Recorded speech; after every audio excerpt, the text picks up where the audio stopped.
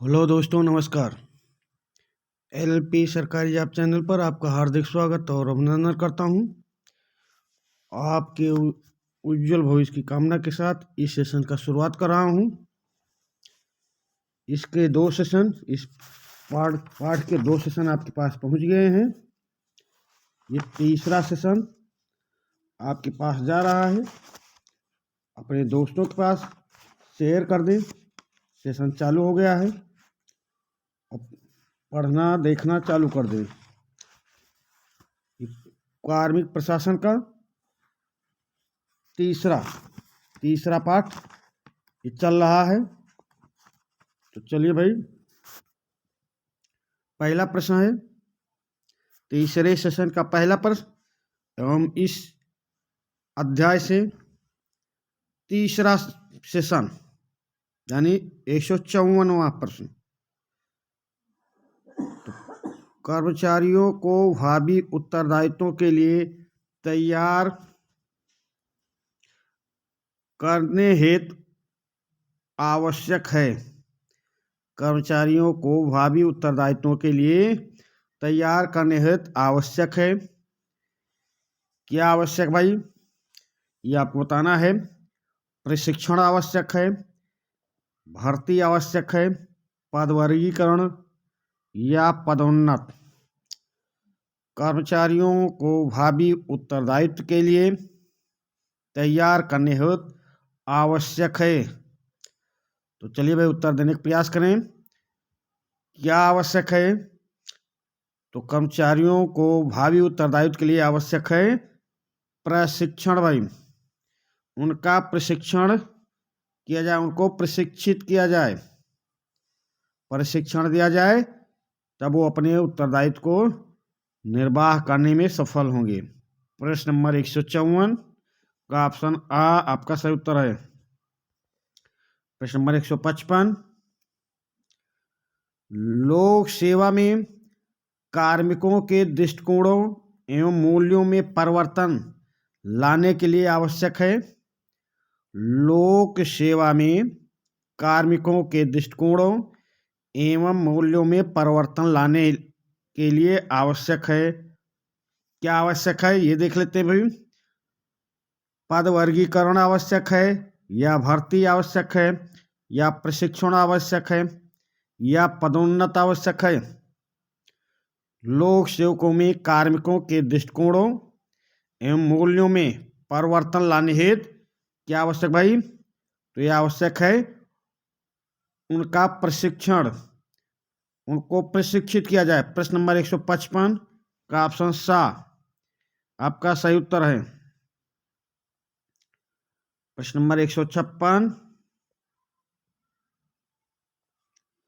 लोक सेवा में दिए जाने वाले प्रशिक्षण का उद्देश्य नहीं है।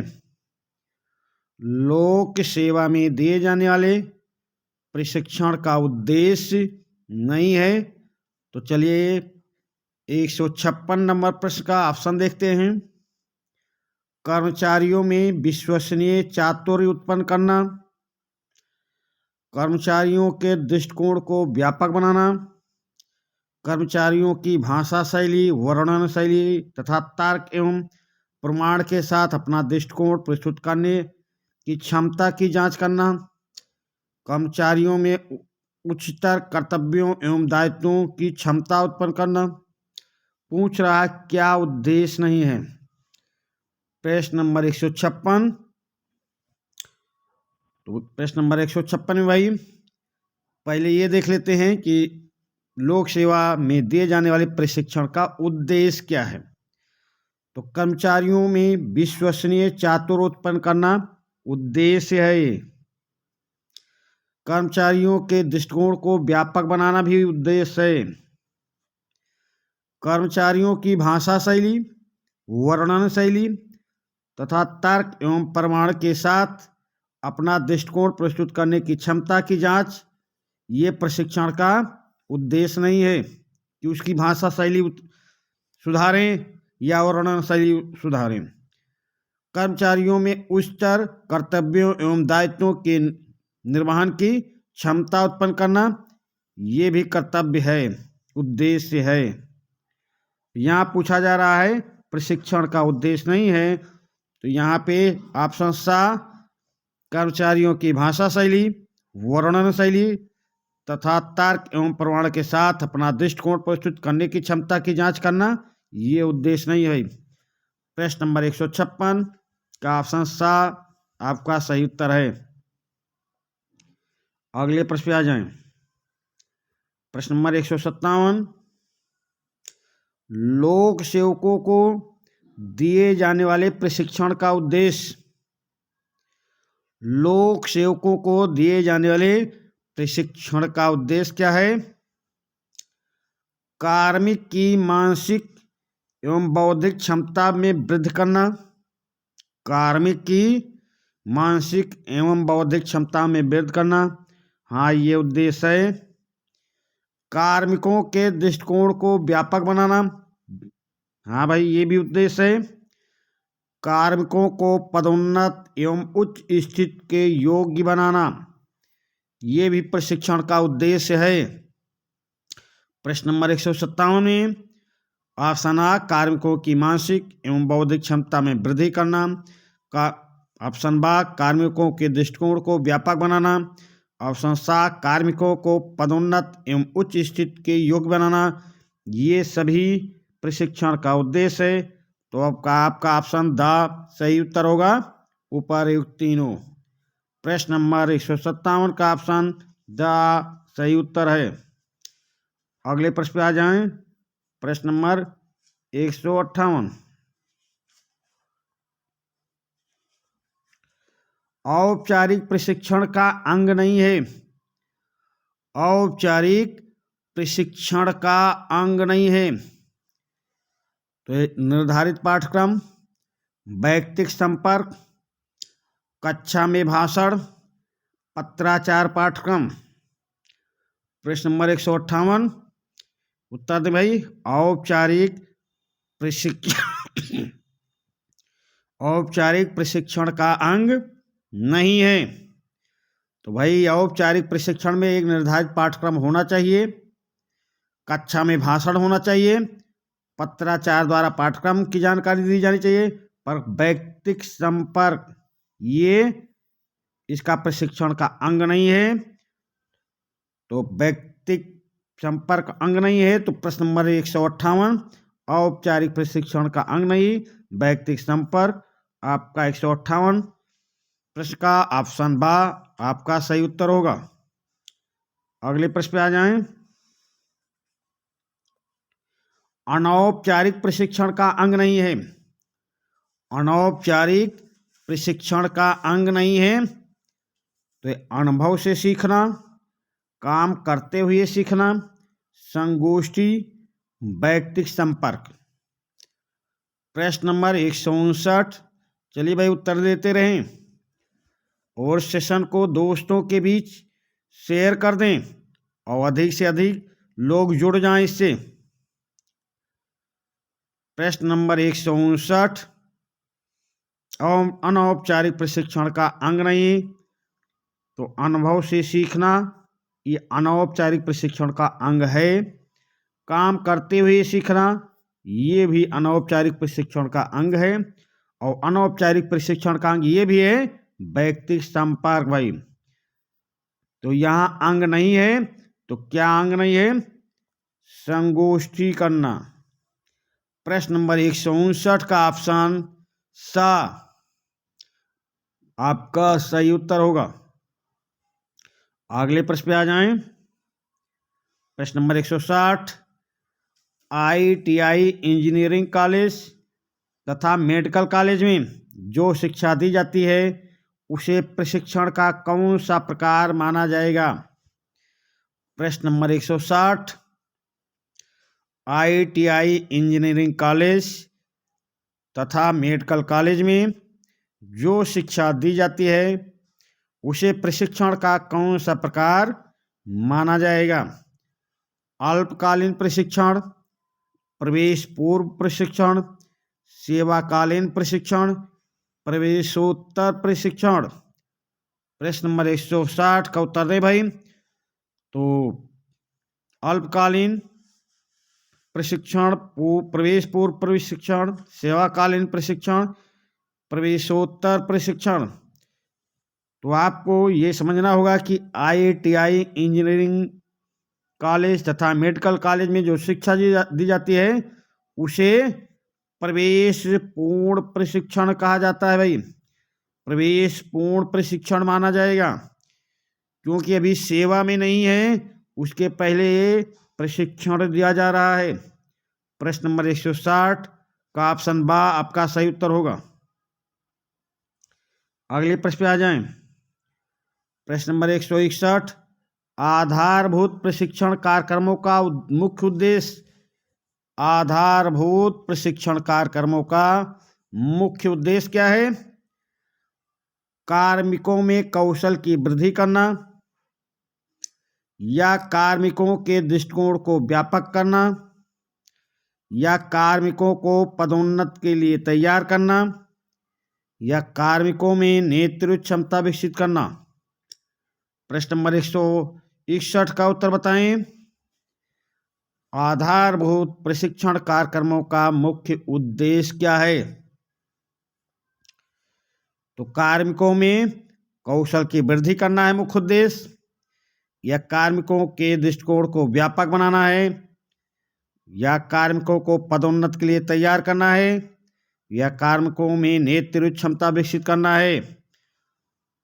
तो आधारभूत पाठ्यक्रमों का मुख्य उद्देश्य होगा कार्मिकों के दृष्टिकोण को व्यापक करना। भाई मुख्य उद्देश्य पूछा जा रहा, पाठ्यक्रमों का मुख्य उद्देश्य, तो कार्मिकों के दृष्टिकोण को व्यापक करना आधारभूत प्रशिक्षण पाठ्यक्रमों का मुख्य उद्देश्य है।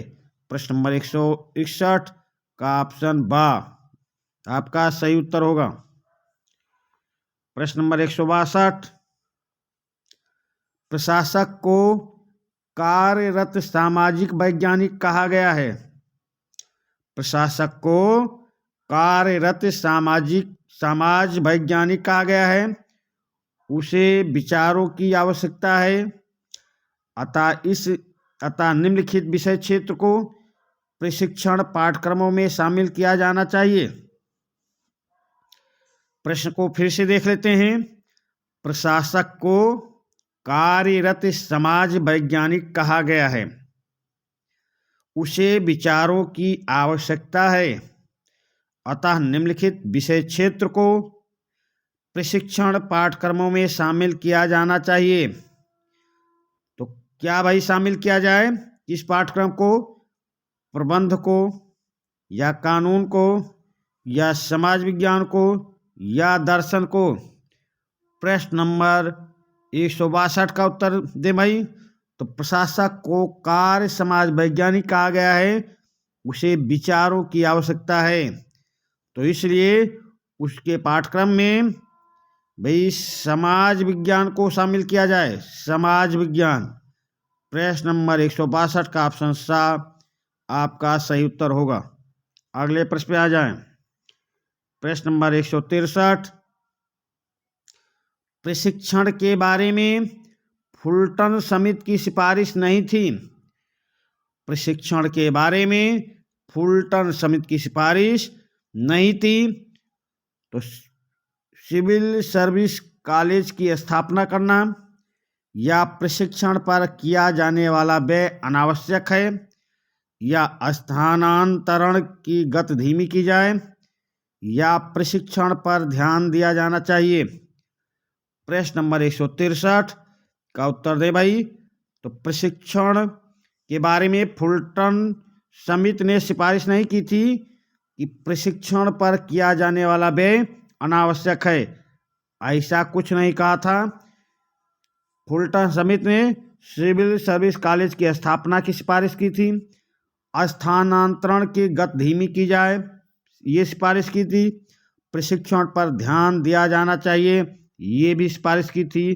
पूछा जा रहा सिफारिश नहीं की, तो ऑप्शन बा प्रशिक्षण पर किया जाने वाला व्यय अनावश्यक है, ऐसी कोई सिफारिश नहीं की। प्रश्न नंबर 163 का ऑप्शन बा आपका सही उत्तर होगा। प्रश्न नंबर 164 पे आ जाएं। अमेरिका की प्रसिद्ध ब्रुकिंग संस्था का मुख्य कार्यक्षेत्र। अमेरिका की प्रसिद्ध ब्रुकिंग संस्था का प्रमुख कार्यक्षेत्र क्या है?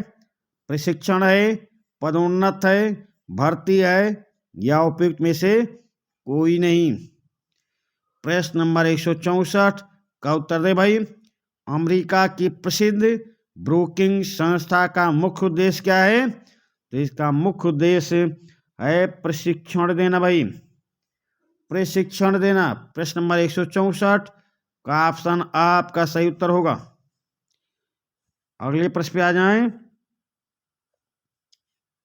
भारत में लोक सेवाओं के लिए एक शीर्षस्थ प्रशिक्षण संस्थान है। भारत में लोक सेवाओं के लिए एक शीर्षस्थ प्रशिक्षण संस्थान है भाई। ये कहाँ पर है? चलिए ऑप्शन देखते हैं। भारतीय लोक प्रशासन नई दिल्ली, या राष्ट्रीय प्रशासन अकादमी मंसूरी, या राष्ट्रीय ग्रामीण विकास संस्थान हैदराबाद, या जवाहरलाल नेहरू विश्वविद्यालय नई दिल्ली। तो भारत में लोक सेवाओं के लिए एक शीर्षस्थ प्रशिक्षण संस्थान कहाँ पर है, ये आपको बताना है। तो एक काम तो इसमें इसका आप स्क्रीनशॉट ले लें, क्योंकि इसमें 4 प्रश्न तो यही हो गए हैं। ऑप्शन में भारतीय लोक प्रशासन संस्थान कहाँ है?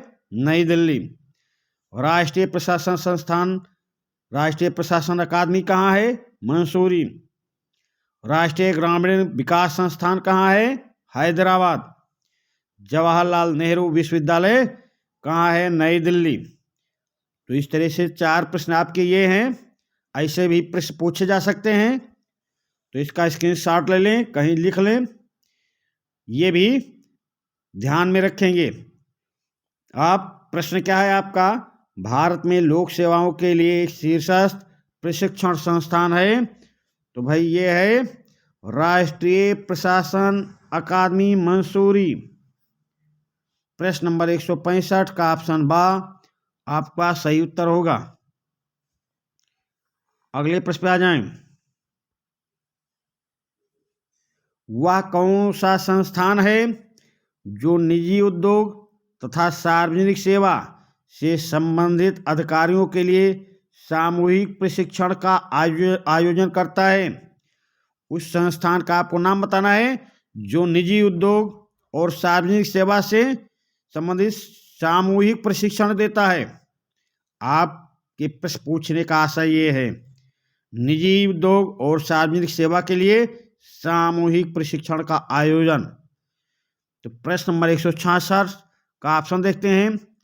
भारतीय लोक प्रशासन संस्थान नई दिल्ली है, या एडमिनिस्ट्रेटिव स्टाफ कॉलेज हैदराबाद है, या राष्ट्रीय प्रशासन अकादमी मंसूरी है, या रेलवे स्टाफ कॉलेज बड़ोदरा है? चलिए भाई उत्तर देने का प्रयास करें। वह कौन सा संस्थान है जो निजी उद्योग तथा सार्वजनिक सेवा से संबंधित अधिकारियों के लिए सामूहिक प्रशिक्षण का आयोजन करता है? तो वो संस्थान है एडमिनिस्ट्रेटिव स्टाफ कॉलेज हैदराबाद। प्रश्न नंबर 166 का ऑप्शन बा आपका सही उत्तर होगा।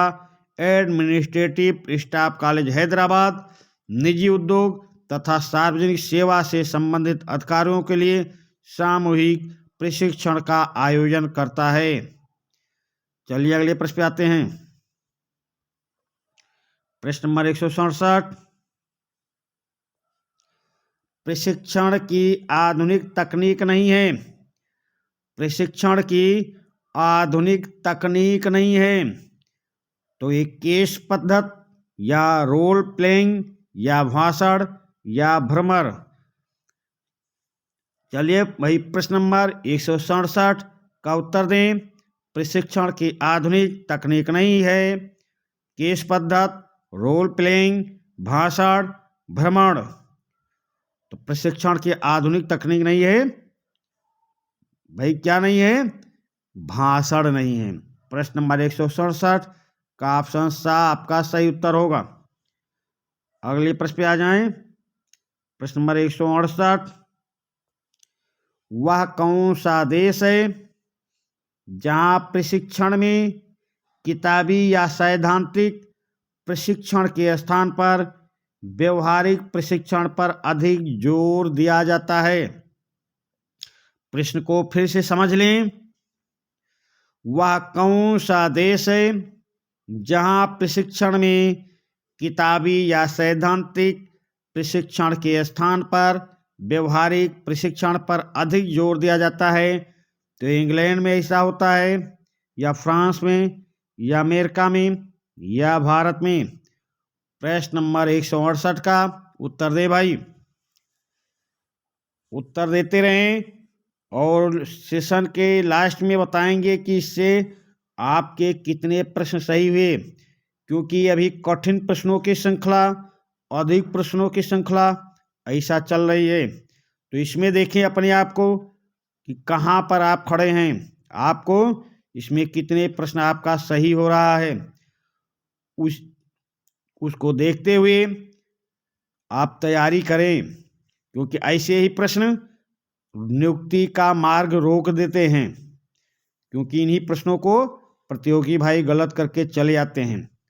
और मैं पहले उन्हीं प्रश्नों को लिया हूँ कि इनका बार बार रिवीजन करें और ये भी आपको सरल लगने लगें।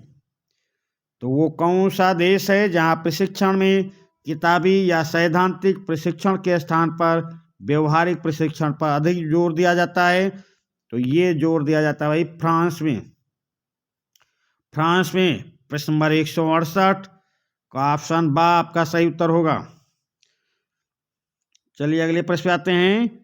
प्रश्न नंबर 169, वह कौन सा देश है, वह कौन सा देश है जहां प्रशिक्षण का सारा काम सिविल सर्विस के सदस्य स्वयं ही करते हैं? प्रश्न नंबर 169, वह कौन सा देश है जहां प्रशिक्षण का सारा काम सिविल सर्विस के सदस्य स्वयं करते हैं? तो फ्रांस में है ऐसा, या भारत में, या अमेरिका में, या इंग्लैंड में? प्रश्न नंबर 169 का उत्तर दे भाई। तो ऐसा फ्रांस में है।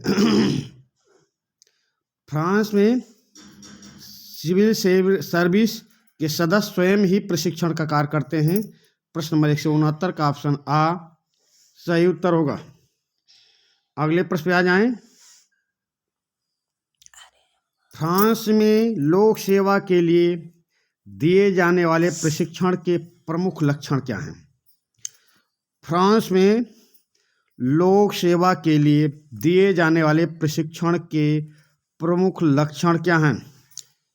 एकोल द्वारा प्रशिक्षण, या सिविल सर्विस के वरिष्ठ सदस्यों द्वारा प्रशिक्षण, या व्यवहारिक प्रशिक्षण पर अधिक जोर, या उपयुक्त तीनों? फ्रांस में लोक सेवा के लिए दिए जाने वाले प्रशिक्षण के प्रमुख लक्षण क्या हैं, ये आपको बताना है। उत्तर दे भाई। उत्तर देते रहें और सेशन को शेयर कर दें। लोग अधिक से अधिक मात्रा में जुड़ जाएं और चैनल को भी सब्सक्राइब कर लें। तो फ्रांस में लोक सेवा के लिए दिए जाने वाले प्रशिक्षण के प्रमुख लक्षण क्या हैं? ये लक्षण है एकोल द्वारा प्रशिक्षण, सिविल सर्विस के वरिष्ठ सदस्यों द्वारा प्रशिक्षण, और व्यवहारिक प्रशिक्षण पर अधिक जोर। यानी कि आपका 170 नंबर प्रश्न का ऑप्शन द सही उत्तर होगा भाई। अगले प्रश्न पे आ जाएं। प्रश्न नंबर 171, भारत में किस प्रधानमंत्री ने अपने कार्यकाल में लोक सेवा के लिए प्रशिक्षण पर सर्वाधिक जोर दिया? भारत के किस प्रधानमंत्री ने अपने कार्यकाल में लोक सेवा के प्रशिक्षण के लिए प्रशिक्षण पर सर्वाधिक जोर दिया? तो इंदिरा गांधी ने जोर दिया था सर्वाधिक, या राजीव गांधी ने, या चंद्रशेखर ने, या बीपी सिंह ने? प्रश्न नंबर 171 का उत्तर दें भाई। तो भारत के प्रधानमंत्री राजीव गांधी ने अपने कार्यकाल में लोक सेवा के लिए प्रशिक्षण पर सर्वाधिक जोर दिया था। प्रश्न नंबर 171 का ऑप्शन ब आपका सही उत्तर होगा। अगले प्रश्न पे आ जाएं। प्रशिक्षक कौन होना चाहिए? प्रशिक्षक कौन होना चाहिए? मंत्री होना चाहिए या सिविल सेवा के अनुभवी सदस्य होना चाहिए या विश्वविद्यालय के प्रोफेसर होना चाहिए या बा और सा दोनों होना चाहिए? सिविल सेवा के अनुभवी और प्लस प्रोफेसर के विश्वविद्यालय के प्रोफेसर। तो मंत्री होना चाहिए या ये दोनों होना चाहिए या ये अलग अलग? प्रशिक्षक कौन होना चाहिए ये आपसे पूछा जा रहा। प्रश्न नंबर 172 में प्रशिक्षक कौन होना चाहिए? तो प्रशिक्षक में मंत्री को नहीं शामिल किया जाएगा भाई, मंत्री ये तो कट गया। सिविल सेवा के अनुभवी सदस्य होने चाहिए और विश्वविद्यालय के प्रोफेसर भी होने चाहिए, यानी कि बात और सा दोनों होने चाहिए। तो आपका उत्तर क्या सही होगा? Option the. प्रश्न नंबर 172 का ऑप्शन द आपका सही उत्तर है। अगले प्रश्न पे आ जाएं। प्रश्न नंबर 173 विश्वविद्यालय के प्रोफेसर अच्छे प्रशिक्षक नहीं माने जाते हैं क्योंकि? विश्वविद्यालय के प्रोफेसर अच्छे प्रशिक्षक नहीं माने जाते हैं। क्यों नहीं माने जाते हैं? वे बहुत अधिक विद्वान होते हैं, उन्हें प्रशासनिक कार्यों एवं समस्याओं का व्यवहारिक अनुभव नहीं होता है, उनका ज्ञान अत्यधिक किताबी होता है, वह अधिक सैद्धांतिक एवं आदर्शवादी होते हैं। तो आपको उत्तर देना है कि विश्वविद्यालय के प्रोफेसर अच्छे प्रशिक्षक नहीं माने जाते। क्यों नहीं माने जाते हैं? चलिए भाई उत्तर देते रहें। प्रश्न नंबर 173 तो विश्वविद्यालय के प्रोफेसर अच्छे प्रशिक्षक नहीं माने जाते क्योंकि उन्हें प्रशासनिक कार्यों एवं समस्याओं का व्यवहारिक अनुभव नहीं होता है। प्रश्न नंबर 173 का ऑप्शन ब आपका सही उत्तर होगा। अगले प्रश्न पे आ जाएं। प्रश्न नंबर 174 भारत में प्रशिक्षण संबंधी मामलों की देखरेख निम्नलिखित मंत्रालय का दायित्व है। भारत में प्रशिक्षण संबंधी मामलों की देखरेख निम्नलिखित मंत्रालय का दायित्व है। तो गृह मंत्रालय का दायित्व है या कार्मिक लोक शिकायत एवं पेंशन मंत्रालय का दायित्व है या वित्त मंत्रालय का दायित्व है या मानव संसाधन विकास मंत्रालय का दायित्व है। प्रश्न नंबर 174 उत्तर देने का प्रयास करें भाई।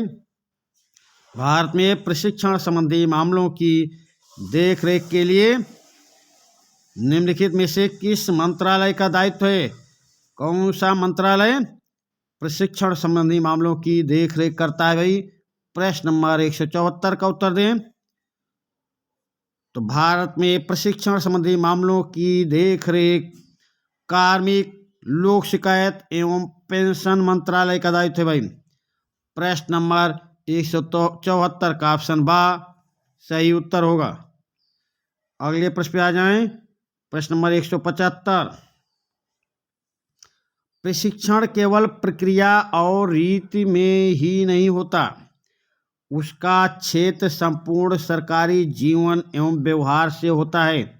यह कथन किसका है? प्रश्न नंबर 175 प्रशिक्षण केवल प्रक्रिया और रीति में ही नहीं होता, उसका क्षेत्र संपूर्ण सरकारी जीवन एवं व्यवहार से होता है। ये कथन किसका है? एडी गोरवाला का है या अशोक चंदा का है या पॉल एच एपलवी का है या जवाहरलाल नेहरू का है? चलिए भाई बताने का प्रयास करें। प्रशिक्षण केवल प्रक्रिया और रीति में ही नहीं होता, उसका क्षेत्र संपूर्ण सरकारी जीवन एवं व्यवहार से होता है। ये कथन कहने वाले A.D. गोरवाला जी हैं। प्रश्न नंबर 175 का ऑप्शन आपका सही उत्तर होगा। चलिए अगले प्रश्न पे आते हैं। पदोन्नति से तात्पर्य है, पदोन्नति से क्या तात्पर्य है? लोक सेवक के वेतन में वृद्धि करना, या लोक सेवक के कार्य एवं दायित्व में वृद्धि करना, या लोक सेवक के अपने वेतनमान में ही वार्षिक वेतन वृद्धि करना, या उपयुक्त में से कोई नहीं। प्रश्न नंबर 176 का उत्तर देने का प्रयास करें। पदोन्नति से तात्पर्य है, चलिए भाई बताने का प्रयास करें। तो पदोन्नति से तात्पर्य है लोक सेवक के कार्य एवं दायित्व में वृद्धि करना। पदोन्नति से तात्पर्य लोक सेवक के कार्य एवं दायित्व में वृद्धि करना है। प्रश्न नंबर 176 का ऑप्शन बा आपका सही उत्तर होगा। अगले प्रश्न पे आ जाएं। पदोन्नति से तात्पर्य है, फिर वैसा ही प्रश्न नंबर 177। पदोन्नति से तात्पर्य है कर्मचारी के वेतन में वार्षिक वृद्धि, या निम्न श्रेणी से उच्च श्रेणी के पद पर उन्नत होना, या अधिक वेतनमान दिया जाना, या उपयुक्त तीनों।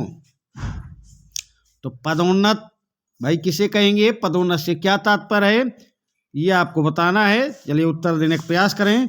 पदोन्नत से क्या तात्पर्य है? तो पदोन्नति से तात्पर्य है निम्न श्रेणी से उच्च श्रेणी के पद पर उन्नत होना, पदोन्नत कहलाता है। प्रश्न नंबर 177 का ऑप्शन बा आपका सही उत्तर है। प्रश्न नंबर 178।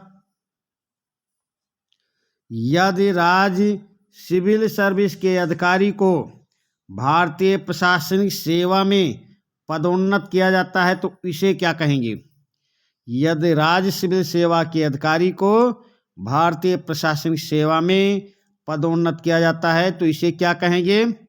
विभागीय पदोन्नत कहेंगे, या एक वर्ग से दूसरे वर्ग में पदोन्नत कहेंगे, या सेवा के कनिष्ठ वेतनमान से वरिष्ठ वेतनमान में पदोन्नत कहेंगे, या उपयुक्त में से कोई नहीं।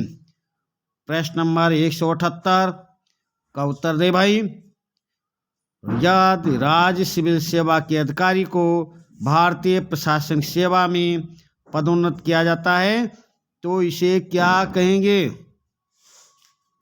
प्रश्न नंबर 178 का उत्तर दें तो इसे कहेंगे एक वर्ग से दूसरे वर्ग में पदोन्नत कहेंगे, एक वर्ग से दूसरे वर्ग में पदोन्नत कहेंगे। प्रश्न नंबर 178 का ऑप्शन बा आपका सही उत्तर है। प्रश्न नंबर 179।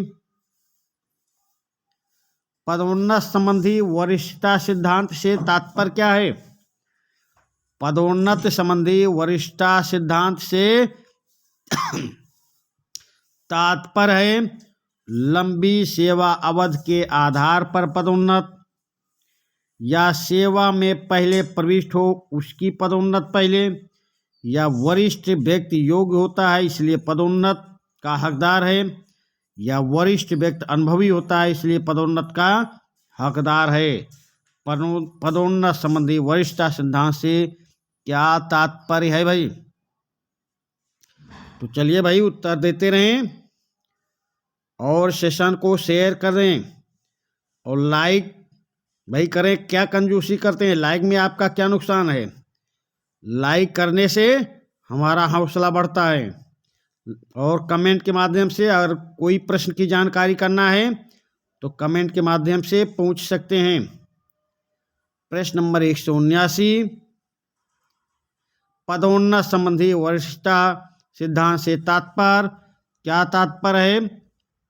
तो भाई सेवा में पहले प्रविष्ट हो उसकी पदोन्नत पहले हो, सेवा में पहले प्रविष्ट हो उसकी पदोन्नत पहले हो।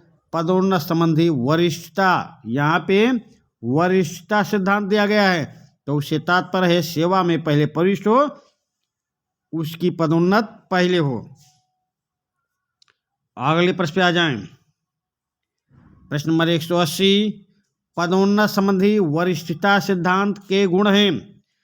वरिष्ठता के आधार पर पदोन्नत की जाए उसके क्या गुण हैं ये आपको बताना है। तो यह सिद्धांत व्यक्ति निरपेक्ष है। हाँ भाई, ये गुण है।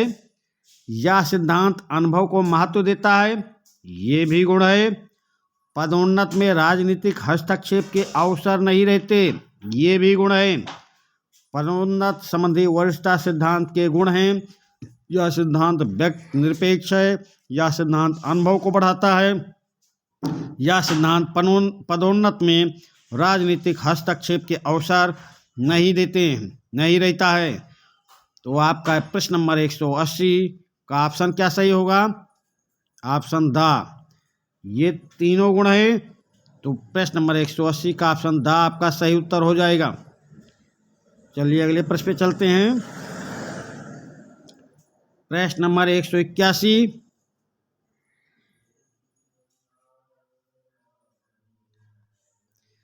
पदोन्नत संबंधी वरिष्ठता सिद्धांत के क्रियान्वयन का परिणाम होगा। पदोन्नत संबंधी वरिष्ठता सिद्धांत के क्रियान्वयन का परिणाम होगा। अयोग्य व्यक्ति भी उच्च पद पर आरूढ़ हो सकता है या योग्य व्यक्ति ही उच्च पद पर आरूढ़ हो सकता है या कुशलतम व्यक्ति ही उच्च पद पर आरूढ़ हो सकता है या समर्पित व्यक्ति ही उच्च पद पर आरूढ़ हो सकता है। प्रश्न नंबर 81, पदोन्नत संबंधी वरिष्ठता सिद्धांत के क्रियान्वयन का परिणाम क्या होगा भाई? पदोन्नत के आधार पर, अगर वरिष्ठता के आधार पर पदोन्नत की जा रही तो उसका परिणाम क्या होगा? तो परिणाम होगा अयोग्य व्यक्ति भी उच्च पद पर आरूढ़ हो सकता है। पदोन्नत संबंधी वरिष्ठता सिद्धांत के क्रियान्वयन का परिणाम होगा अयोग्य व्यक्ति भी उच्च पद पर आरूढ़ हो सकता है। प्रश्न नंबर 181 का ऑप्शन आ सही उत्तर होगा। अगले प्रश्न पे आ जाएं। प्रश्न नंबर 182, पदोन्नत संबंधी वरिष्ठता सिद्धांत के क्रियान्वयन का परिणाम होगा। यहाँ प्रश्न को बारीकी को समझ ले, प्रश्न के बारीकी को देखते चलें। वरिष्ठता सिद्धांत फिर पूछा जा रहा। पदोन्नत संबंधी वरिष्ठता सिद्धांत के क्रियान्वयन का परिणाम होगा नवयुवकों में असंतोष, योग्य कार्मिकों में असंतोष, प्रतियोगिता एवं प्रोत्साहन की भावना का लोप होना। उपर्युक्त तीनों। प्रश्न नंबर 182, पदोन्नत संबंधी वरिष्ठता सिद्धांत के क्रियान्वयन का परिणाम होगा। तो चलिए भाई उत्तर देने का प्रयास करें। तो नवयुवकों में असंतोष हो जाएगा। नवयुवकों में असंतोष फैलेगा। योग्य कार्मिकों में असंतोष फैलेगा। प्रतियोगिता एवं प्रोत्साहन की भावना का लोप हो जाएगा। पदोन्नत संबंधी वरिष्ठता सिद्धांत के क्रियान्वयन का परिणाम ये तीनों होगा। नवयुवकों में असंतोष होगा, योग कार्मिकों में असंतोष होगा, प्रतियोगिता एवं प्रोत्साहन की भावना का लोप हो जाएगा। तो आपका उत्तर क्या सही होगा? Option the. प्रश्न नंबर 182 का ऑप्शन द आपका सही उत्तर होगा। अगले प्रश्न पे आ जाएं। प्रश्न नंबर 183, पदोन्नत संबंधी वरिष्ठता सिद्धांत की मान्यताएं हैं। पदोन्नत संबंधी वरिष्ठता सिद्धांत की क्या मान्यताएं हैं? अनुभव ही योग्यता है। हाँ, ये मान्यता है। महत्वाकांक्षा और प्रेरणा अर्थ शून्य है। ये भी मान्यता है। प्रतिस्पर्धा अनावश्यक है। ये भी मान्यता है। पदोन्नत संबंधी वरिष्ठता सिद्धांत की ये तीनों मान्यताएं हैं। अनुभव ही योग्यता है, महत्वाकांक्षा और प्रेरणा अर्थ शून्य है, प्रतिस्पर्धा अनावश्यक है। तो आपका उत्तर क्या सही होगा? Option the. प्रश्न नंबर 183 का ऑप्शन द सही उत्तर हो जाएगा। अगले प्रश्न पे आ जाएं। प्रश्न नंबर 184, पदोन्नत संबंधी योग्यता सिद्धांत की मान्यता है। पदोन्नत संबंधी योग्यता सिद्धांत की मान्यता है। कार्य कुशलता को पुरस्कृत करना, परिश्रमी व्यक्तियों को सम्मानित करना, कार्मिकों में काम के प्रति उत्साह जागृत करना, अथवा उपर्युक्त तीनों। तो पदोन्नत संबंधी योग्यता सिद्धांत की मान्यता क्या है? कार्य कुशलता को पुरस्कृत करना, ये मान्यता है। परिश्रमी व्यक्तियों को सम्मानित करना भी मान्यता है। कार्मिकों में काम के प्रति उत्साह जागृत करना भी मान्यता है। तो प्रश्न नंबर 184 का ऑप्शन द आपका सही उत्तर होगा। पदोन्नत संबंधी योग्यता सिद्धांत की ये सभी मान्यताएं हैं। चलिए अगले प्रश्न पे आते हैं। प्रश्न नंबर 185, पदोन्नत के लिए योग्यता आंकने की विधियां क्या हैं? पदोन्नत के लिए योग्यता आंकने की विधियां क्या हैं? प्रतियोगी परीक्षाएं, सेवा अभिलेख, विभागाध्यक्ष द्वारा व्यक्तिगत निर्णय, उपर्युक्त तीनों। प्रश्न नंबर 185 का उत्तर दे भाई। पदोन्नत के लिए योग्यता आंकने की विधियां क्या हैं? तो ये विधियां हैं, प्रतियोगी परीक्षाएं कराई जाएं, सेवा अभिलेख के द्वारा हो, विभागाध्यक्ष द्वारा व्यक्तिगत निर्णय लिया जाए, यानी कि पदोन्नत के लिए योग्यता आंकने की ये सभी विधियां हैं। तो उत्तर आपका सही हो जाएगा ऑप्शन द। प्रश्न नंबर 185 का ऑप्शन द सही उत्तर है।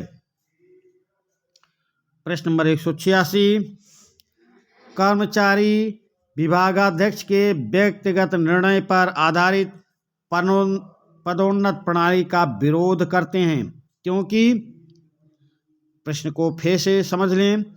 कर्मचारी विभागाध्यक्ष के व्यक्तिगत निर्णय का या व्यक्तिगत निर्णय पर आधारित पदोन्नत प्रणाली का विरोध करते हैं। क्यों करते हैं भाई?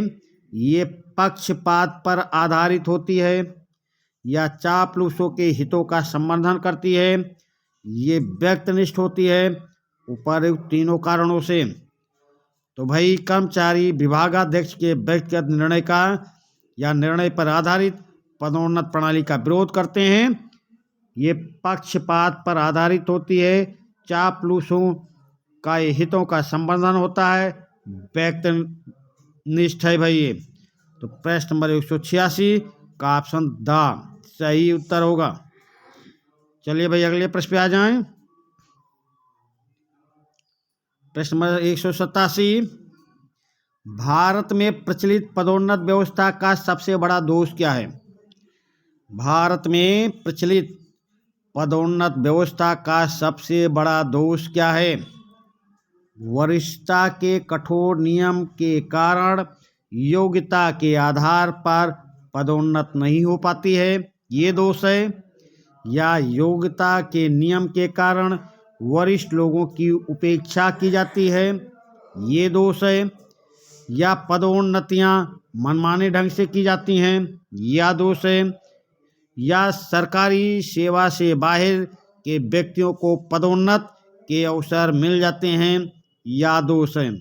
तो चलिए भाई उत्तर बताने का प्रयास करें। भारत में प्रचलित पदोन्नत व्यवस्था का सबसे बड़ा दोष क्या है? प्रश्न नंबर 187 का उत्तर दे भाई। भारत में प्रचलित पदोन्नत व्यवस्था का सबसे बड़ा दोष है वरिष्ठता के कठोर नियमों के कारण। वरिष्ठता के कठोर नियम के कारण योग्यता के आधार पर पदोन्नति नहीं हो पाती। वरिष्ठता के कठोर नियम के कारण योग्यता के आधार पर पदोन्नति नहीं हो पाती, यही कारण सबसे बड़ा दोष है भाई। यही सबसे बड़ा दोष है कि वरिष्ठता के आधार पर ही पदोन्नत होती है, योग्यता के आधार पर नहीं हो पाती। तो प्रश्न नंबर 187 का ऑप्शन आ सही उत्तर होगा। प्रश्न नंबर 188, केंद्रीय सरकार में सिविल कर्मचारियों का मौजूदा वेतन ढांचा मोटे तौर पर किस वेतन आयोग की सिफारिशों पर आधारित है? केंद्रीय सरकार में सिविल कर्मचारियों का मौजूदा वेतन ढांचा मोटे तौर पर किस वेतन आयोग की सिफारिश पर आधारित है? तो दूसरे वेतन आयोग, या तीसरे वेतन आयोग, या चौथे वेतन आयोग, या पांचवें वेतन आयोग? तो इसको प्रश्न की अकॉर्डिंग बताना है भाई। प्रश्न नंबर 188। तो अभी ये आधारित है छठे वेतन आयोग पर भाई, छठे वेतन आयोग, समझिए। पर प्रश्न के अकॉर्डिंग आपसे पूछा जा रहा है तो पांचवें, अभी ये छठे पे आधारित है पर प्रश्न के अकॉर्डिंग पूछा जाएगा तो पांचवें वेतन आयोग। तो प्रश्न के अकॉर्डिंग उत्तर क्या सही होगा? पांचवें वेतन आयोग। जो वेतन आयोग आखिरी में गठित हुआ है उस वेतन आयोग के आधार पर केंद्रीय सरकार में सिविल कर्मचारियों का मौजूदा वेतन ढांचा मोटे तौर पर आधारित है। लास्ट वेतन आयोग की सिफारिश पर यह आधारित है भाई। तो ये प्रश्न के अकॉर्डिंग ये पांचवा तो कब का पार हो गया। प्रश्न के अकॉर्डिंग आपको उत्तर देना रहेगा। तो आप जो अधिकतम वेतन आयोग होगा, जो बाद का वेतन आयोग होगा, उस पे आप उत्तर देंगे। अगले प्रश्न पे आ जाएं। छठे वेतन आयोग ने कितने वेतनमान सुझाए हैं? छठे वेतन आयोग ने कितने वेतनमान सुझाए हैं? प्रश्न नंबर 189 का उत्तर दे भाई। छठे वेतन आयोग ने कितने वेतनमान सुझाए हैं?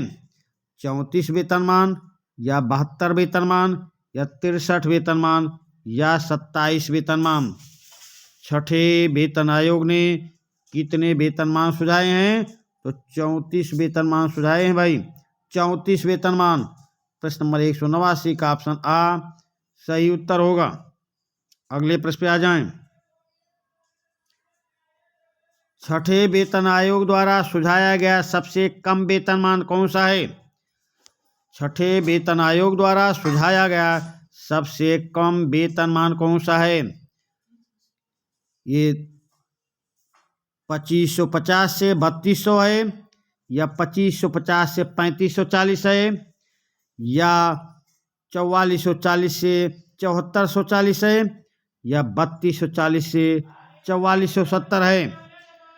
सबसे कम वेतनमान छठे वेतन आयोग ने कौन सा सुझाया है? तो चलिए भाई उत्तर देते रहें। छठे वेतन आयोग द्वारा सुझाया गया सबसे कम वेतनमान, तो सबसे कम वेतनमान था 4440 से लेकर 7440 के बीच, यानी कि प्रश्न नंबर 190 का ऑप्शन सा सही उत्तर होगा। छठे वेतन आयोग द्वारा सुझाया गया सबसे कम वेतनमान 4440 से 7440 है। अगले प्रश्न पे आ जाएं। छठे वेतन आयोग द्वारा सुझाया गया उच्चतम वेतनमान, अभी निम्नतम पूछा गया था, अभी उच्चतम वेतनमान पूछा जा रहा है भाई। छठे वेतन आयोग द्वारा सुझाया गया उच्चतम वेतनमान, तो ये 60,000 रुपये है, या 90,000 रुपये, या 80,000 रुपये, या 70,000 रुपये? प्रश्न नंबर 191 का उत्तर दे भाई। जैसे सबसे निम्न वेतनमान 4440 से 7440 था, तो छठे वेतन आयोग द्वारा सुझाया गया उच्चतम वेतनमान कितना रखा गया है? प्रश्न नंबर 191 का उत्तर देने का प्रयास करें। तो छठे वेतन आयोग द्वारा सुझाया गया उच्चतम वेतनमान 90,000 है भाई। प्रश्न नंबर 191 का ऑप्शन बा आपका सही उत्तर होगा। अगले प्रश्न पे आ जाएं। भारत सरकार के सचिवों, राज्य के मुख्य सचिवों का वेतनमान कितना है? भारत सरकार के सचिवों एवं राज्य के मुख्य सचिवों का वेतनमान कितना है? 80,000 रुपये, या 60,000 रुपये, या 70,000 रुपये, या 85,000 रुपये? प्रश्न नंबर 192 का उत्तर देने का प्रयास करें। भारत सरकार के सचिवों एवं राज्य सचिवों, राज्य के मुख्य सचिवों का वेतनमान कितना है? 80,000, 60,000, 70,000, 85,000। तो चलिए भाई उत्तर देते रहें। भारत सरकार के सचिवों, राज्य के मुख्य सचिवों का वेतनमान है 80,000 रुपये भाई, 80,000 रुपये। प्रश्न नंबर 192 का ऑप्शन आपका सही उत्तर होगा। अगले प्रश्न पे आ जाएं। चौथे वेतन आयोग ने केंद्रीय सरकार के कर्मचारियों में सबसे अधिक वेतन किसको देने की सिफारिश की थी? चौथे वेतन आयोग ने केंद्रीय सरकार के कर्मचारियों में सबसे अधिक वेतन किसको देने की सिफारिश की है? प्रश्न नंबर 193 का उत्तर दें भाई। सचिव भारत सरकार, या अध्यक्ष परमाणु ऊर्जा आयोग, या अध्यक्ष केंद्रीय रिजर्व पुलिस बल, या निदेशक सतर्कता ब्यूरो। प्रश्न नंबर 193 का उत्तर दें। चौथे वेतन आयोग ने केंद्रीय सरकार के कर्मचारियों में सबसे अधिक वेतन किसको देने की सिफारिश की है? तो ये सिफारिश की थी अध्यक्ष परमाणु ऊर्जा आयोग को। प्रश्न नंबर 193 का ऑप्शन बा सही उत्तर होगा। अगले प्रश्न पे आ जाएं। प्रश्न नंबर 194, निम्नलिखित में से कौन सा वक्तव्य सही एवं तर्कसंगत है? निम्नलिखित में से कौन सा वक्तव्य सही और तर्कसंगत है भाई? लोक सेवकों को निजी व्यवसाय की वेतन दरों से कम वेतन मिलना चाहिए, या लोक सेवकों को निजी व्यवसाय की वेतन दरों से अधिक वेतन मिलना चाहिए, या लोक सेवकों को निजी व्यवसाय की वेतन दरों के समतुल्य वेतन मिलना चाहिए, या तीनों में से कोई नहीं सही? तो आपको बताना है ये 3 वाक्य हैं, इसमें से कौन सा कथन सही एवं तर्कसंगत है? तो भाई लोक सेवकों को निजी व्यवसाय की वेतनमान दरों से अधिक वेतन मिलना चाहिए, ये सही एवं तर्कसंगत है। सही एवं तर्कसंगत है कि लोक सेवकों को निजी व्यवसाय की वेतन दरों से अधिक वेतन मिलना चाहिए। प्रश्न नंबर 194 का ऑप्शन बा सही उत्तर हो जाएगा। अगले प्रश्न पे आ जाएं। प्रश्न नंबर 195, लोक सेवकों के वेतनमान निर्धारित करते समय किस बिंदु को ध्यान में रखा जाना चाहिए? लोक सेवकों के वेतनमान निर्धारित करते समय किस बिंदु को ध्यान में रखा जाना चाहिए? तो ऑप्शन देखें। प्रति व्यक्ति वार्षिक आय को ध्यान में रखा जाए, वेतन कर्मों में अधिक भेदभाव नहीं होना चाहिए, समान कार्य करने वाले कर्मचारियों को समान वेतन मिलना चाहिए। तो भाई लोक सेवकों के वेतन निर्माण निर्धारित करते समय किस बिंदु को ध्यान में रखा जाए? तो ये बिंदु है प्रति व्यक्ति वार्षिक आय को ध्यान में रखा जाना चाहिए, वेतन कर्मों में अधिक भेदभाव नहीं करना चाहिए, समान कार्य करने वाले कर्मचारियों को समान वेतन मिलना चाहिए। ये तीनों बातें ध्यान में रखना चाहिए लोक सेवकों के वेतनमान निर्धारित करते समय। तो उत्तर क्या सही होगा? Option the. प्रश्न नंबर 195 का ऑप्शन द आपका सही उत्तर हो जाएगा। अगले प्रश्न पे आ जाएं। प्रश्न नंबर 196, लोक सेवकों को दिया जाने वाला कौन सा भत्ता जीवन मूल्य के सूचकांक पर निर्भर करता है? लोक सेवकों को दिया जाने वाला कौन सा भत्ता जीवन मूल्य के सूचकांक पर निर्भर करता है? ये चिकित्सा भत्ता है, या महंगाई भत्ता है, या प्रवास भत्ता है, या बच्चों की शिक्षा के लिए भत्ता है? प्रश्न नंबर 196 का उत्तर देने का प्रयास करें भाई। चिकित्सा भत्ता, महंगाई भत्ता, प्रवास भत्ता या बच्चों की शिक्षा के लिए भत्ता। तो लोक सेवकों को दिया जाने वाला वह कौन सा भत्ता जीवन मूल्य के सूचकांक पर निर्भर करता है? तो वो भत्ता है महंगाई भत्ता। प्रश्न नंबर 196 का ऑप्शन ब आपका सही उत्तर होगा। अगले प्रश्न पे आ जाएं। प्रश्न नंबर 197, लोक सेवकों को कौन सा अवकाश लेने की सुविधा है? लोक सेवकों को कौन सा अवकाश लेने की सुविधा है भाई? तो ये अध्ययन हेतु अवकाश या चिकित्सा हेतु अवकाश या बिना वेतन का अवकाश या उपयुक्त तीनों। प्रश्न नंबर 197, लोक सेवकों को कौन सा अवकाश लेने की सुविधा है? तो ये अध्ययन हेतु अवकाश ले सकते हैं, चिकित्सा के लिए अवकाश ले सकते हैं, बिना वेतन का अवकाश ले सकते हैं। ये तीनों तरह से अवकाश ले सकते हैं। तो प्रश्न नंबर 197 का ऑप्शन द आपका सही उत्तर हो जाएगा। प्रश्न नंबर 197 का ऑप्शन द। चलिए अगले प्रश्न पे आते हैं। प्रश्न नंबर 198,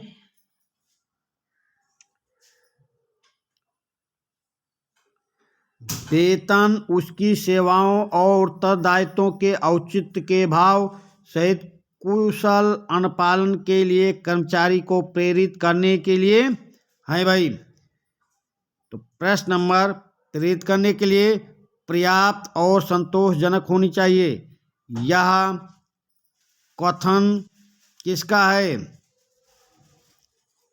चलिए भाई बताने का प्रयास करें।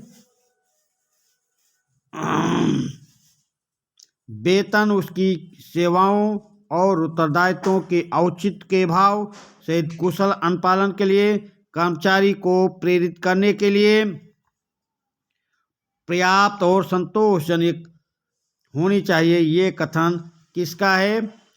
तीसरे वेतन आयोग का है या चौथे वेतन आयोग का या पांचवें वेतन आयोग का या उपरोक्त में से किसी का नहीं भाई। प्रश्न नंबर 198 का उत्तर देने का प्रयास करें। तो ऐसा विचार देने वाला वेतन आयोग चौथा वेतन आयोग था भाई। चौथा वेतन आयोग ने कहा वेतन इतना होना चाहिए कि उसका जीवन संतोषजनक पार हो सके।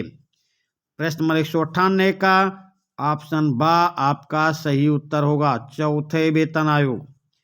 अगले प्रश्न पे आ जाएं।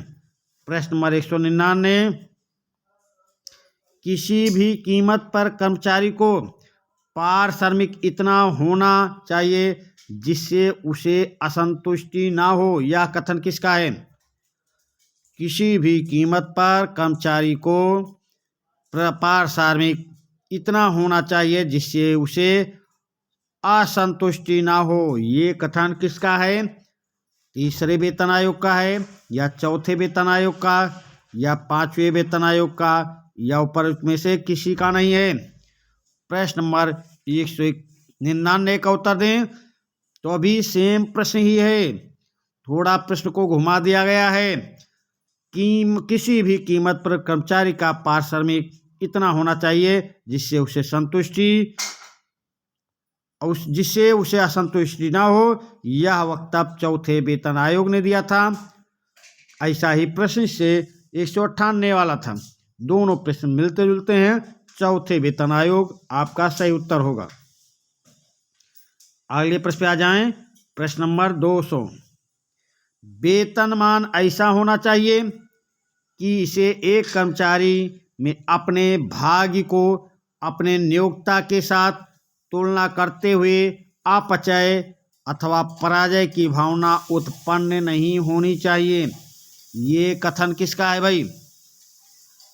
वेतनमान ऐसा होना चाहिए कि इसे एक कर्मचारी में अपने भाग्य को अपने नियोक्ता के साथ तुलना करते हुए अपचय अथवा पराजय की भावना उत्पन्न नहीं होना चाहिए। तो ये सीरियस है, ये भी प्रश्न मिलते जुलते हैं भाई। उत्तर क्या हो जाएगा? चौथे वेतन आयोग ने कहा है भाई, चौथे वेतन आयोग का कथन है। ऐसे इससे संबंधित, इससे रिलेटिव जो वाक्य कहे हैं, जो शब्द कहे हैं, वो चौथे वेतन आयोग ने कहा था। तो प्रश्न नंबर 200 का ऑप्शन आ आपका सही उत्तर हो जाएगा। प्रश्न नंबर 201, अभी तक वेतन निर्धारण के लिए कितने केंद्रीय वेतन आयोग ने अपने प्रतिवेदन प्रस्तुत किए हैं? प्रश्न नंबर 201, अभी तक वेतन निर्धारण के लिए कितने केंद्रीय वेतन आयोगों ने अपने प्रतिवेदन प्रस्तुत किए हैं? तो प्रश्न में यहाँ पे 6 वेतन आयोग ने भाई, ये 5 पे नहीं जाना है, ना 4 पे, ना 3 पे। अभी तक वेतन निर्धारण के लिए कितने केंद्रीय वेतन आयोगों ने अपने प्रतिवेदन प्रस्तुत किए हैं? 6 वेतन आयोग ने। प्रश्न नंबर 201 का ऑप्शन द आपका सही उत्तर होगा। प्रश्न नंबर 202, लोक सेवकों की राजनीतिक तटस्थता से क्या तात्पर्य है? लोक सेवकों की राजनीतिक तटस्थता से क्या तात्पर्य है? उन्हें वोट देने का अधिकार ना हो, उन्हें चुनाव में प्रत्याशी बनने का अधिकार ना हो, उन्हें राजनीतिक मसलों पर सोचने का अधिकार ना हो, उपर्युक्त तीनों। प्रश्न नंबर 202 का उत्तर दे भाई। लोक सेवकों की तटस्थता से तात्पर्य क्या है? उन्हें चुनाव में प्रत्याशी बनने का अधिकार ना हो, यही लोक सेवकों की राजनीतिक तटस्थता से तात्पर्य है। प्रश्न नंबर 202 का ऑप्शन बा आपका सही उत्तर होगा। अगले प्रश्न पे आ जाते हैं। राजनीतिक तटस्थता से अभिप्राय क्या है? राजनीतिक तटस्थता से अभिप्राय क्या है? लोक सेवक राजनीतिक बैठकों में भाग ना लें, लोक सेवक चुनावी सभाओं में भाषण ना लें, लोक सेवक दलीय प्रत्याशी के रूप में चुनाव ना लड़ें। राजनीतिक तटस्थता से ये अभिप्राय हैं। लोक सेवक राजनीतिक बैठकों में भाग न लें, लोक सेवक चुनावी सभाओं में भाषण न लें, लोक सेवक दलीय प्रत्याशी के रूप में चुनाव न लड़ें। तो प्रश्न नंबर 203 का ऑप्शन द आपका सही उत्तर होगा। प्रश्न नंबर 203 का ऑप्शन द आपका सही उत्तर हो जाएगा। अगले प्रश्न पे आ जाएं। राजनीतिक तटस्थता से तात्पर्य है, राजनीतिक तटस्थता से तात्पर्य है लोक सेवक राजनीति से निरपेक्ष रहें। हाँ भाई, निरपेक्ष रहें, राजनीतिक दृष्टि से निष्पक्ष ढंग से कार्य करें, निष्पक्ष ढंग से कार्य करें राजनीतिक दृष्टि से, ये भी तात्पर्य है। कोई भी राजनीतिक दल सत्ता में हो, उसकी नीतियों का ईमानदारी से क्रियान्वयन करें। कोई भी राजनीतिक दल सत्ता में हो, उसकी नीतियों का ईमानदारी से क्रियान्वयन करें, ये भी राजनीतिक तटस्थता से तात्पर्य है। तो ये तीनों बातें हैं, तो उत्तर क्या आपका सही होगा? Option the. प्रश्न नंबर 204 का ऑप्शन द आपका सही उत्तर हो जाएगा। अगले प्रश्न पे आ जाएं। प्रश्न नंबर 205, लोक सेवा की तटस्थता संबंधी ब्रिटिश अवधारणा है। लोक सेवा की तटस्थता संबंधी ब्रिटिश अवधारणा है, जनता को ये विश्वास होना चाहिए कि लोक सेवा सभी प्रकार के राजनीतिक पक्षपात से मुक्त हों। मंत्रियों को ये विश्वास होना चाहिए कि चाहे कोई भी दल सत्तारूढ़ हो, लोक सेवा की निष्ठा उन्हें प्राप्त होती रहेगी। या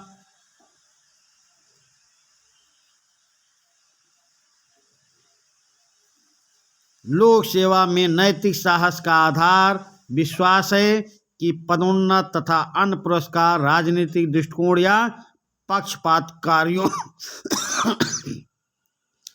पक्षपातपूर्ण कार्यों पर निर्भर नहीं करते, बल्कि गुण मात्र पर निर्भर करते हैं। या उपर्युक्त तीनों। तो प्रश्न नंबर 205, लोक सेवा की तटस्थता संबंधी ब्रिटिश अवधारणा है। ये अवधारणा है भाई, जनता को विश्वास होना चाहिए कि लोक सेवक सभी प्रकार के राजनीतिक पक्षपात से मुक्त हों। मंत्रियों को ये विश्वास होना चाहिए कि चाहे कोई भी दल सत्तारूढ़ हो, लोक सेवा की निष्ठा उन्हें प्राप्त होती रहेगी। या लोक सेवा में नैतिक साहस का आधार विश्वास है कि पदोन्नत तथा अन्य पुरस्कार राजनीतिक दृष्टिकोण या पक्षपातपूर्ण कार्यों पर निर्भर नहीं करते, बल्कि गुण मात्र पर निर्भर करते हैं। तो ये ऑप्शन द आपका सही उत्तर होगा। ये तीनों बातें होनी चाहिए। प्रश्न नंबर 205 का ऑप्शन द आपका सही उत्तर होगा। इस सेशन का ये चौथा पार्ट है।